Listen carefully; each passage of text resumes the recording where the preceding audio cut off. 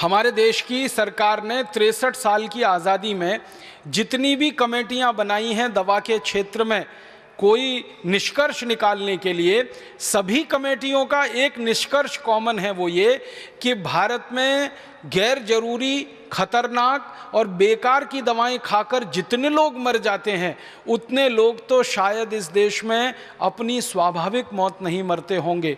ये सभी कमेटियों का निष्कर्ष है और हर कमेटी ने भारत सरकार से एक ही बात कही है कि जल्दी से जल्दी सरकार इनके ऊपर पाबंदी लगाए, क्योंकि लोग जितने ज़्यादा बीमारियों से मर रहे हैं शायद उससे भी ज़्यादा गैर जरूरी और ख़तरनाक दवाएं खाकर मर रहे हैं।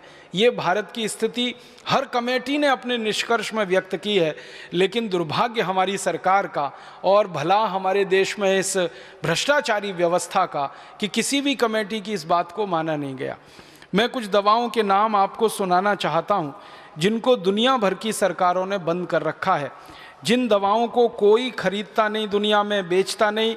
उनके अपने देशों में जहाँ की ये कंपनियाँ हैं वहाँ भी ये दवाएँ बैन हैं और 1-2 साल से नहीं, 20-20 साल से बैन है, 30 साल से, 40 साल से बंद हैं।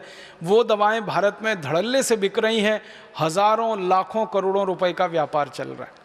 कुछ नाम सुनाता हूँ आपको। एक दवा है, उसका नाम है बाईप्राइड।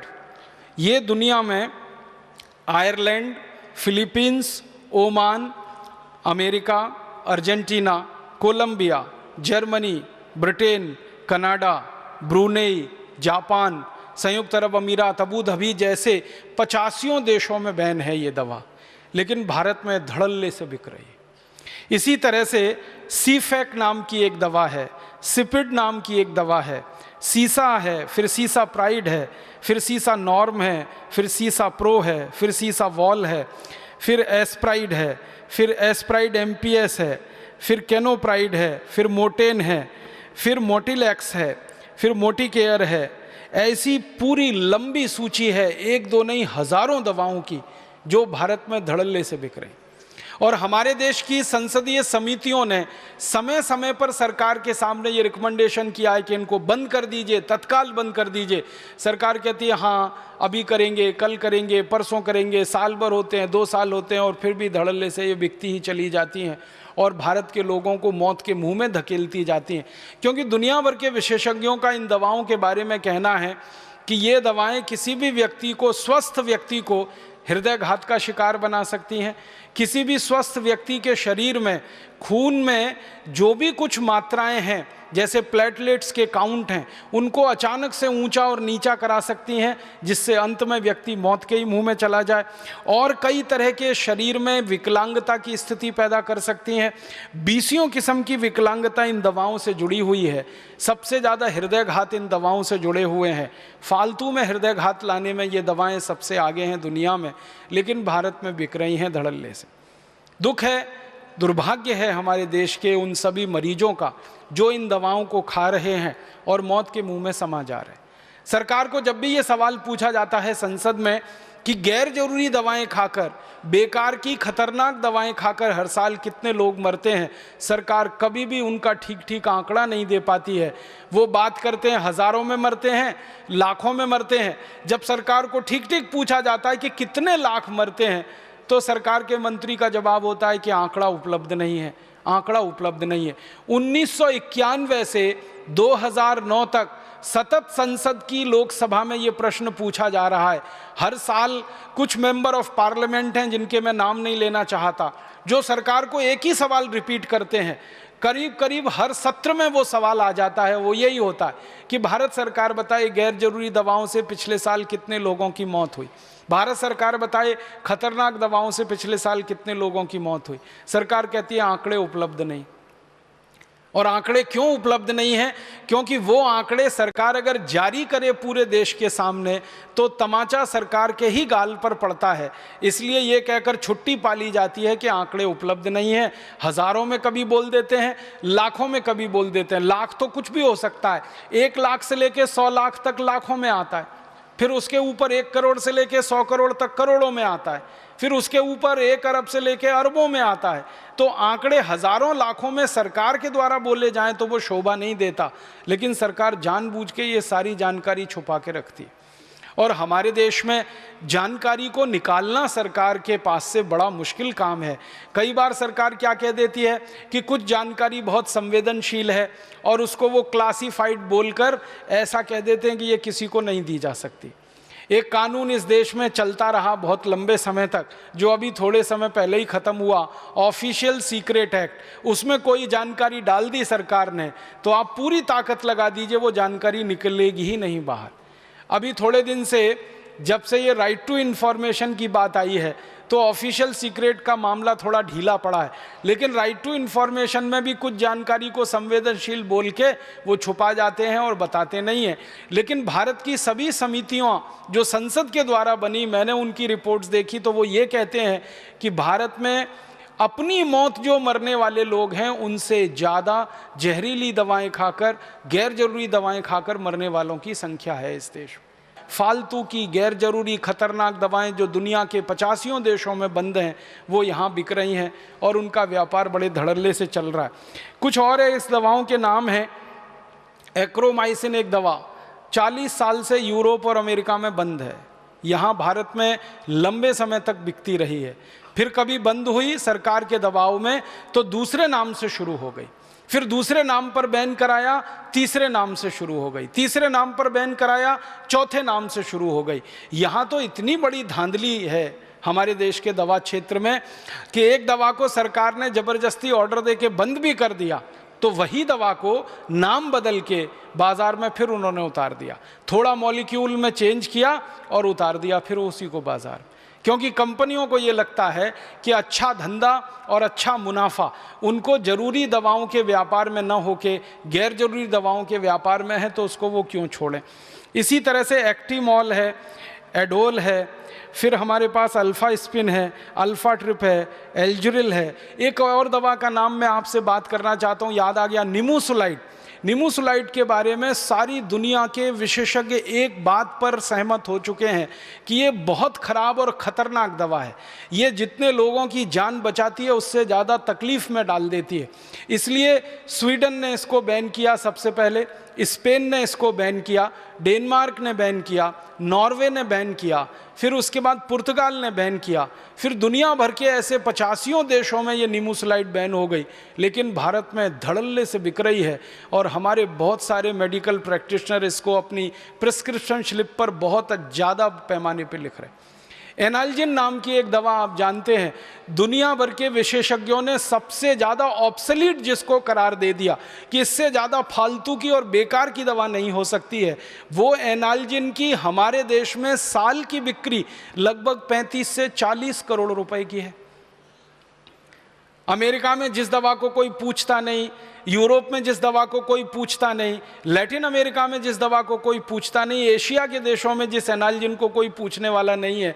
आपको शायद मालूम होगा कि टेक्स्ट बुक में से भी ये दवा बाहर हो चुकी है सालों साल पहले, लेकिन भारत में इसका इतना बड़ा बाजार है एनाल्जिन का, लगभग 35 करोड़, पिछले साल का मैंने मार्केट पता किया, 37 करोड़ रुपए की बिकी है ये दवा।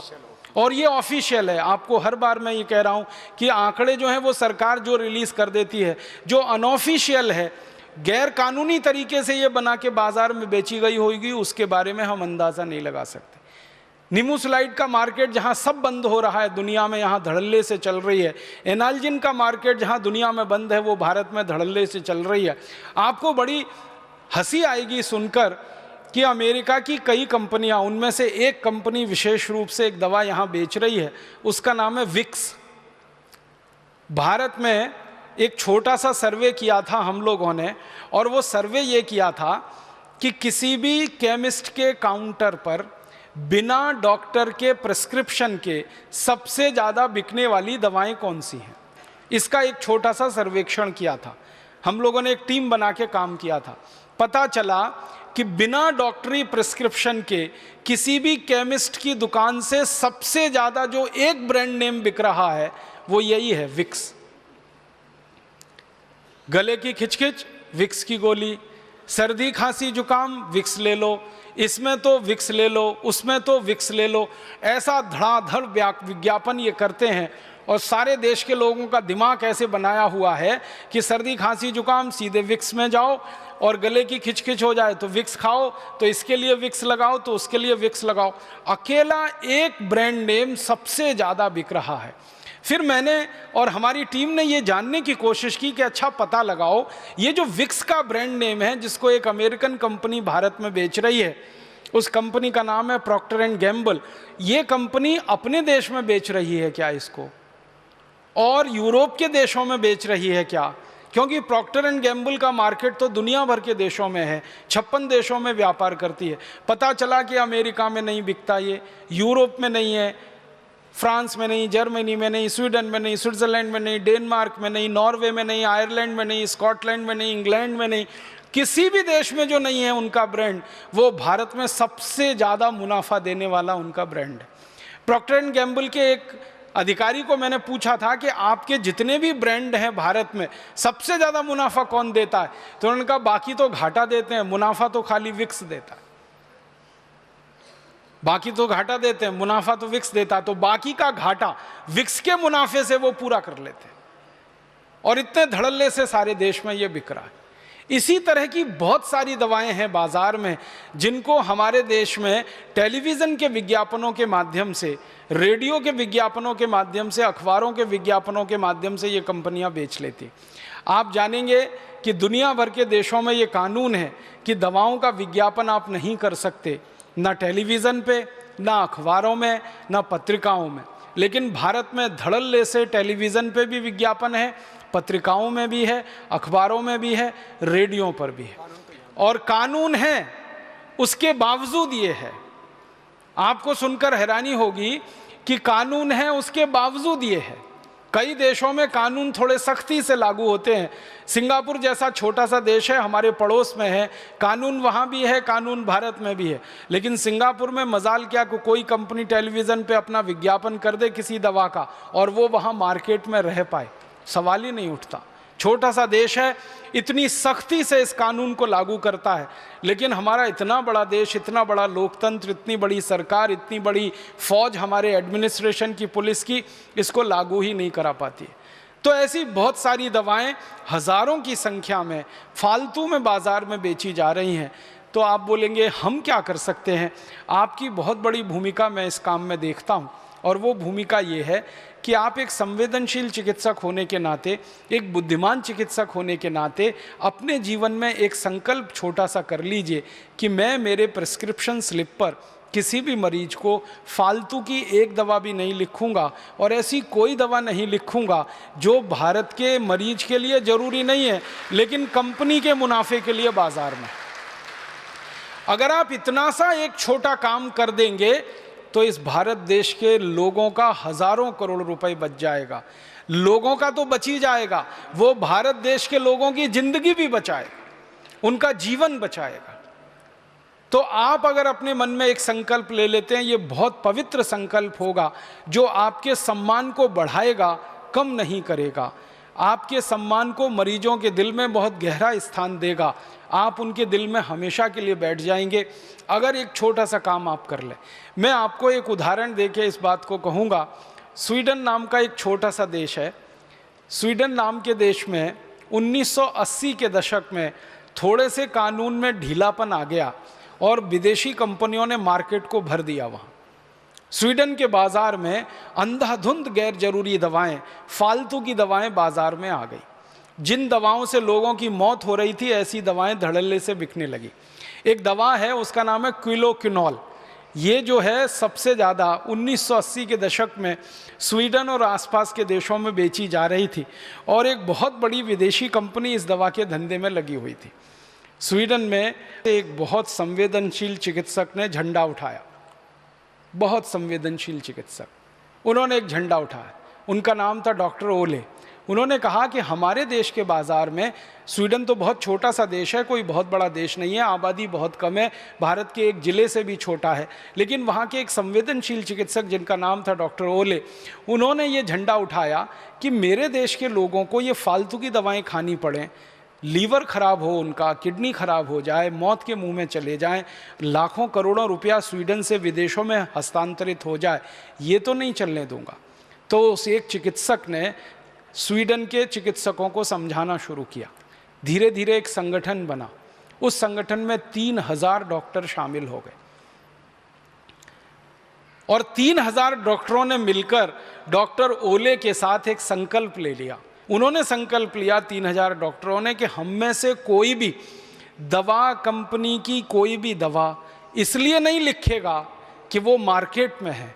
हम दवा लिखेंगे तब जब मरीज की बहुत ज़्यादा ज़रूरत होगी। वो अगर ज़रूरत नहीं है तो मरीज को कहेंगे कि आप बिना दवा के ही ठीक हो सकते हैं और आप अपने जीवन में इतना इतना सा कर लीजिए।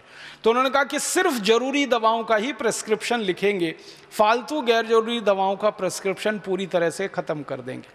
और उन्होंने क्विलोकिनोल से शुरुआत की। आप जानते हैं क्विलोकिनोल के जैसी नज़दीकी एक दवा है मैक्सोफॉर्म और एक है एंट्रोबायोफॉर्म। तो मैक्साफॉर्म, एंट्रोबायोफॉर्म, क्विलोकिनोल, उन्होंने एक लिस्ट बनाई और 3000 डॉक्टरों के सभी क्लिनिक में वो लिस्ट चिपका दी गई और सभी डॉक्टरों को कहा गया कि प्रिस्क्रिप्शन लिखते समय इस लिस्ट को ध्यान में रखें। परिणाम ये हुआ, 1980 में ये आंदोलन शुरू हुआ। 1984 तक आते आते स्वीडन के बाजार से सारी गैर जरूरी दवाएं बिकना बंद हो गई। एक चिकित्सक ने हिम्मत दिखाई, उसने अपने सहयोगी चिकित्सकों को तैयार किया, उनकी सेंसिटिविटी को थोड़ा और बढ़ाया, ज़्यादा सेंसिटाइज किया। इंटेलिजेंसी तो सभी चिकित्सकों में होती है, सेंसिटिविटी बढ़ने की बात है। संवेदनशीलता उनकी बढ़ती गई और एक दिन आकर उन्होंने संकल्प ले लिया। फिर उनका दूसरा संकल्प ये था कि हम 3000 डॉक्टरों का ये जो संगठन है, इस संगठन में आगे भी दूसरों को शामिल करते रहेंगे अगर वो हमारे इस विचार पर चलेंगे। धीरे धीरे संख्या बढ़ती गई। फिर ये आंदोलन स्वीडन से निकल के डेनमार्क में चला गया, डेनमार्क से निकल के फिर नॉर्वे में चला गया, नॉर्वे से निकल के फिर जर्मनी, फ्रांस में चला गया और एक बहुत बड़ी संस्था बन गई। अब वो संस्था वहाँ काम करती है, उनका नाम है डॉक्टर्स विदाउट फ्रंटियर्स। और वो मिलके पूरे के पूरे यूरोप के ये नॉर्डिक कंट्रीज़ जो कहे जाते हैं, इनमें एक ही अभियान चला रहे हैं और उसमें पूरे सफल हैं कि एक भी फालतू की गैर जरूरी दवा और ख़तरनाक दवा उनके बाज़ार में बिक नहीं सकती, क्योंकि उसका वो प्रेस्क्रिप्शन करते नहीं हैं। सारी दवा कंपनियां उन डॉक्टरों को लालच दे के परेशान हो चुकी हैं, बहला फुसला के परेशान हो चुकी हैं, लेकिन वो डॉक्टर झुकते नहीं हैं। उनकी इज्जत, उनका सम्मान वहाँ के मरीजों में दिन प्रतिदिन बढ़ा है। और एक अच्छी बात बताऊं कि ये सारे डॉक्टरों की जो प्रैक्टिस है, उसके बारे में जब उनसे पूछा गया अनेक बार कि आपकी प्रैक्टिस का क्या हुआ, आपने जब ये फालतू गैर जरूरी दवाएं लिखना कम किया तो कंपनियों ने आपको पैसे देना, कमीशन देना बंद किया, वो तो आपकी कमाई कम हो गई। तो सभी डॉक्टर कहते हैं पहले से ज़्यादा बढ़ गई। क्यों? तो वो कहते हैं कि पहले जो मरीज हमारे ऊपर शक करते थे, आशंका करते थे, अब वो भी भरोसा करने लगे हैं, इसलिए हमारे पास अब ज़्यादा पहले से मरीज आने लगे। ये डॉक्टर्स लोगों के समूह में डॉक्टर ओले का अभी तो स्वर्गवास हो गया है। उनके स्वर्गवास के पहले उनका एक लंबा इंटरव्यू आया था। उस इंटरव्यू में उनसे पूछा गया था कि जब से आपने ये अभियान शुरू किया फालतू गैर जरूरी दवाओं के बहिष्कार का, आपकी अपनी निजी आमदनी के बारे में बताइए, वो कहाँ पहुँची है। तो उन्होंने कहा मेरी निजी आमदनी 3.5 गुनी बढ़ गई है, क्योंकि पहले मेरे पास जितने मरीज आते थे अब उससे कई गुने ज़्यादा मरीज आ रहे हैं और मुझे अब दूसरे देशों में बुलाया जाने लगा है, क्योंकि मैं इस अभियान के एक नेता के रूप में स्थापित हुआ हूं। तो आसपास के 20, 22, 25 देशों में मेरी विजिट होती है और वो लोग मुझे बिल्कुल भगवान के बराबर का दर्जा देते हैं कि ऐसे ईमानदार डॉक्टर की दुनिया को ज़रूरत है। मेरा आपसे एक निवेदन है कि स्वीडन में डॉक्टर ओले हो सकते हैं तो भारत में भी ऐसे सैकड़ों, हज़ारों, लाखों डॉक्टर ओले हो सकते हैं, क्योंकि हम भी वैसे ही हैं जैसे वो हैं। हमारी संवेदनशीलता भी उतनी ही है जितनी उनकी है, हमारी बुद्धिमत्ता, इंटेलिजेंसी भी उतनी है जितनी उनकी है। बस हमको एक दिशा लेकर काम में लग जाने की ज़रूरत है, बाकी तो सब पीछे पीछे चल पड़ेगा।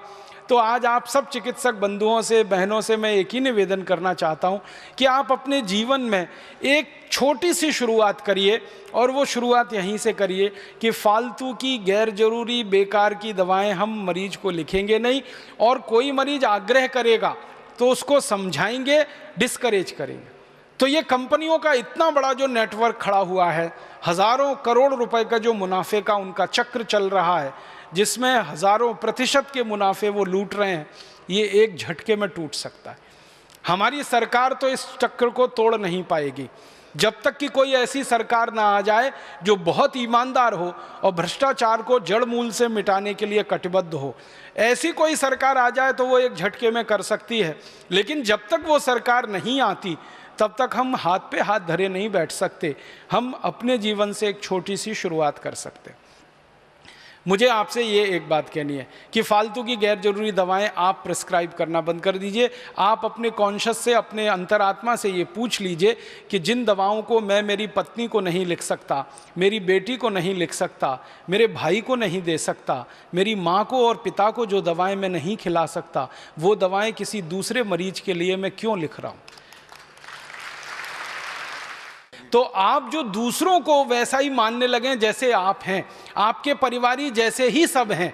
अगर हम अपने आप में ही पूरे समाज की छवि देखना शुरू करें और पूरे समाज की छवि अपने परिवार में देखना शुरू करें कि ये मरीज भी मेरे भाई बहन सरीखे हैं, मेरे माता पिता सरीखे हैं, मेरे बेटे बेटियां सरीखे हैं, तो आपके हाथ रुक जाएंगे, आप वो प्रिस्क्रिप्शन नहीं लिख पाएंगे और उसी दिन से आपके जीवन में एक नए अध्याय की शुरुआत होगी। और वो नया अध्याय आपको हो सकता है भारत का डॉक्टर ओले बना दे, भारत में कोई दूसरा, तीसरा, चौथा ऐसा क्रांतिवीर पैदा कर दे। मैं आपसे कहाँ से शुरू करें इसको, तो एक सरल संकेत करना चाहता हूँ। हमारे भारत के देश में जो फालतू गैर जरूरी दवाएं बिक रही हैं उनमें बहुत बड़ी मात्रा है हेल्थ टॉनिकों की। उनके कुछ ब्रांड नेम हैं, जैसे बूस्ट है, हॉर्लिक्स है, प्रोटीनेक्स है, बॉर्नविटा है, मोल्टोवा है। फूड सप्लीमेंट्स के रूप में आप उनके अलग अलग ब्रांड नेम जानते हैं। यहीं से शुरुआत करिए, क्योंकि इनमें से किसी की भी गरज और ज़रूरत हमारे देश के नागरिकों को नहीं है। आप पूछेंगे क्यों जी? बूस्ट में जो कुछ है, प्रोटीनेक्स में जो कुछ है, बॉर्नविटा में जो कुछ है, मोल्टोवा में जो कुछ है, वो पता है 300 रुपये किलो का है, 250 रुपये किलो का है, 280 रुपये किलो का है, 350 रुपये किलो का है, 400 रुपये किलो का है। अब 400 रुपये किलो का, 350 रुपये किलो का किसी को हेल्थ टॉनिक या फूड सप्लीमेंट आप खिलवा रहे हैं या लिख रहे हैं, उससे अच्छा ये है कि उसको कह दीजिए मूंगफली खा लो। मूंगफली के साथ थोड़ा कुछ मकई खा लो, कुछ जौ ले लो, कुछ चना खा लो, गुड़ ले लो थोड़ा सा, तो गुड़ मूंगफली खा लो, गुड़ चना खा लो, गुड़ जौ का सत्तू खा लो, चना गुड़ मूंगफली तीनों मिला के खा लो। ये आसानी से उपलब्ध है, बड़ी कीमत नहीं है इनकी, बहुत सस्ती कीमत में ये सब चीज़ है। और अगर किसी की हैसियत है कि वो 400 रुपये किलो का हेल्थ टॉनिक खा सकता है, तो उसको कह दो 400 रुपये किलो का बादाम ही खा लो। कचरा क्यों खाता? काजू खा लो, काजू नहीं है तो बादाम, मुनक्का, किशमिश, मखाने, जो भी आपको समझ में आता है आसानी से उपलब्ध है वो खिला दो। और आंवला का रस ले लो, एलोवेरा का रस ले लो, गिलोय का काढ़ा बना के पी लो, गिलोय का सत ले लो, ये सब खून की कमी को खत्म करने वाले। गाजर ले लो, अमरूद में जितना आयरन है आप जानते हैं उतना सेब में भी नहीं। केला है, अमरूद है। भारत में तो ऐसी व्यवस्था है कि जो फल जितना सस्ता उतना ही ज़्यादा भरपूर विटामिन से और उतना ही ज़्यादा वो पोषक तत्वों से भरपूर। हाँ, केला सस्ता है, अमरूद सस्ता है, आंवला सस्ता है, ये सब हैं। तो आप मरीज को बस थोड़ी सी दिशा बदल दो उसकी, क्योंकि उसके दिमाग में भूत सवार है कि बूस्ट से ही उसके बेटे को ताकत आने वाली है। वो रोज विज्ञापन देखता है टीवी पर, सचिन तेंदुलकर की शक्ति बूस्ट, राहुल द्रविड़ की शक्ति बूस्ट, तो किसी और वीरेंद्र सहवाग की शक्ति बूस्ट, धोनी की शक्ति बूस्ट।